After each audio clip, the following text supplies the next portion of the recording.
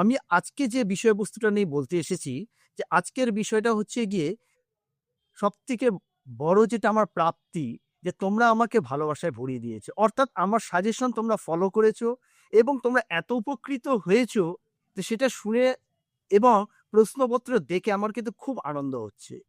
আর তার থেকে বেশি আনন্দ যে তোমরা আমার উপরে ভরসা করেছো এবং ভরসা করার পর সেই ভরসাটা আমি রাখতে পেরেছি। তো দেখো, আমার নেক্সট আমি বাংলা নিয়ে একটা ভিডিও করেছিলাম, বলেছিলাম যে ১০০% মিলেছে।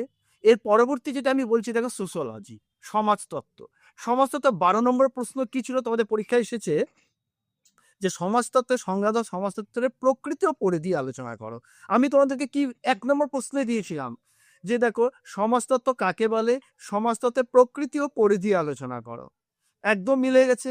২ নম্বর প্রশ্ন কি ছিল?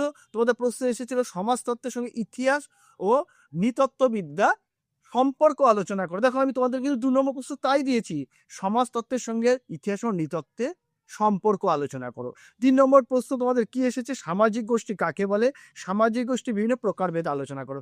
আমি তোমাদেরকে কি দিয়েছি দেখো, সামাজিক গোষ্ঠী কাকে বলে? এর বিভিন্ন প্রকারভেদগুলি আলোচনা করো। একদম মিলে গেছে। ৪ টে প্রশ্ন, তোমাকে ২ টো করতে হবে। আমি তারপরে আমার ৪ নম্বর প্রশ্ন কি ছিল তোমাদের প্রশ্নে এসেছিল প্রশ্নপত্রে যে সামাজিক নিয়ন্ত্রণের সংজ্ঞা দাও, ভারতীয় সমাজে সামাজিক নিয়ন্ত্রণের গুরুত্ব ব্যাখ্যা করো। আমিও তোমাদের ঠিক সেমি কোশ্চেন দিয়েছি যে সামাজিক নিয়ন্ত্রণের মাধ্যমগুলির উপর টিকা লেখো। ভেরি ভেরি ইম্পর্টেন্ট ছিল ৪ টে প্রশ্ন, তাহলে তোমাকে ২ টো করতে দেখো ১০০% পুরো তোমাদের কমন। ৬ নম্বর প্রশ্নগুলো কিন্তু আমরা সেভাবে মিলিয়ে দিয়েছি পুরোপুরিভাবে। দেখো তোমাদের ছিল যে ৬ নম্বরের প্রশ্নগুলো যদি আমি একটু পিছিয়ে যাই, মানে যদি দেখি, দেখো কি কি ছিল এখানে? সম্প্রদায় বলতে কি বোঝে? সম্প্রদায় বৈশিষ্ট্য আমি দিয়েছি। সমাজে প্রতিষ্ঠানের তাৎপর্য সম্পর্কে লেখো, দিয়েছি। সামাজিক নিয়ন্ত্রণের বিধিবদ্ধ মাধ্যমগুলি, এটা আমি ১২ নম্বর পড়তে বলেছি, সেখানে তুমি ৬ নম্বরে কমন পেয়ে যাচ্ছ। শিল্প সমাজে বা নগরের বৈশিষ্ট্যগুলি আলোচনা করে দেখো, পুরোপুরি তোমাদের কিন্তু কমন। এরপরের কি ছিল? কৃষি সমাজ, এটাও আমি পড়তে বলেছিলাম। রেফারেন্স গ্রুপ, এটাও আমি পড়তে বলেছিলাম। ইনফর্মাল পড়তে বলেছিলাম। তোমরা কিন্তু পুরোপুরি পুরো কমন ১২ নম্বরে। অর্থাৎ আমি অন্য প্রচুর প্রশ্নপত্র আমি নিয়ে পাশে বসেছি, কিন্তু সবগুলো তো সব বলা ইয়ে না, কিন্তু সবই কিন্তু ১০০%। তুমি হিস্ট্রি বলো, তুমি এডুকেশন বলো, পলিটিক্যাল সায়েন্স বলো বা মেজর মাইনর, যেহেতু আমি মেজরটা তোমাদের বাংলা, হিস্ট্রি, পলিটিক্যাল সায়েন্স বা এডুকেশন দিতে পারিনি, আমার কাছে যারা টিউশন পড়ে আমি তাদেরকে একটা সাজেশন করে দিয়েছিলাম। তারা কিন্তু আমাকে বলেছে স্যার 100% পুরো কমো। এবং আমাকে পার্সোনালি কিন্তু একজন আমাকে মেসেজ করেছে, স্যার আমার SSC political science youth parliament আছে, সেই নিয়ে আপনি একটা সাজেশন করুন। আমি কিন্তু তাকে পার্সোনালি একটি, যেহেতু আমি ভিডিও করতে পারিনি তার জন্য আমি খুব, আমার একটু খেদ রয়েছে যে এই ভিডিওটা আমি খুব তাড়াতাড়ি করে উঠতে পারিনি। কিন্তু আমি তাকে কিন্তু পার্সোনাল ভাবে আমি মেসেজ করেছিলাম এবং তার কিন্তু পুরো কমন এসেছে। তাই আবারও বলছি, সন্দীপ স্যার মানেই কিন্তু প্রচুর নোটের বাহার না। সন্দীপ স্যারের মানে হচ্ছে সেটাই, নির্দিষ্ট সংখ্যক, অল্প সংখ্যক নোটস পড়ো, সাজেশন নাও এবং 100% কমো। আমি কিন্তু তোমাদের প্রচুর সাজেশন দিয়ে প্রচুর নোটস দিয়ে ভরিয়ে দিলাম পিডিএফ পাঠিয়ে, সেটা কিন্তু সন্দীপ স্যার কখনো করেন না।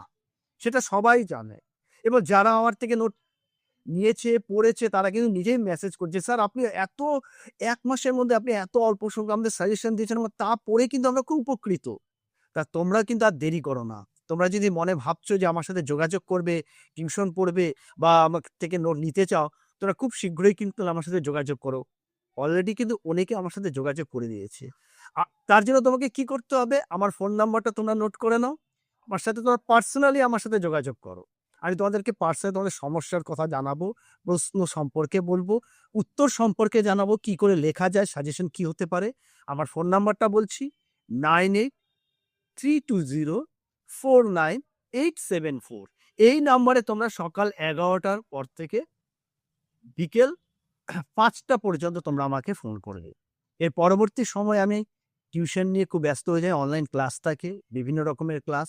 এজন্য এরপরে আমাকে তোমরা পাচ্ছ না। সকাল ১১টার পর তোমরা আমার সাথে যোগাযোগ করো এবং তোমাদের কি সমস্যা, কিভাবে তোমাদের ভালো করা যায়, তোমাদের বিষয়বস্তু, সাবজেক্ট সব আমাকে বলবে। সব বিষয়ে আমি তোমাদেরকে নোটস প্রোভাইড করব এবং তোমরা কিন্তু উপকৃত হবে। এবং তোমরা আমার সাজেশন দেখে বুঝেছো, এবছর প্রচুর স্টুডেন্ট আমাকে কিন্তু পার্সোনাল ভাবে হোয়াটসঅ্যাপ করেছে, মেসেজ করেছে, কিন্তু তারা আমার থেকে নোট নিয়েছে এবং তারা আমার কিছু পড়াশোনা যারা বুঝতে পারে যে তারা আমাকে জিজ্ঞেস করেছে, আমি কিন্তু তাদের ব্যাপারটা বুঝিয়ে দিয়েছি। তোমরাও যদি এই সুযোগটা নিতে চাও তাহলে অবশ্যই সন্দীপ স্যারের সাথে যোগাযোগ করো। আমি কিন্তু অলরেডি সেকেন্ড সেমিস্টারের সাজেশন সহ তাদের পড়ানো স্টার্ট করে দিচ্ছি মার্চ মাসের 10 তারিখ থেকে। এবং যারা পড়তে চাও মার্চ মাসের 10 তারিখের আগে কিন্তু আমার যে নাম্বারটা আছে তোমার রেজিস্ট্রেশন করাও, নিজের নাম নথিভুক্ত করো এবং নোটসের জন্য বা তোমরা যদি নোটস নিতে চাও, পিডিএফ পেতে চাও, তাও আমার সাথে যোগাযোগ করো।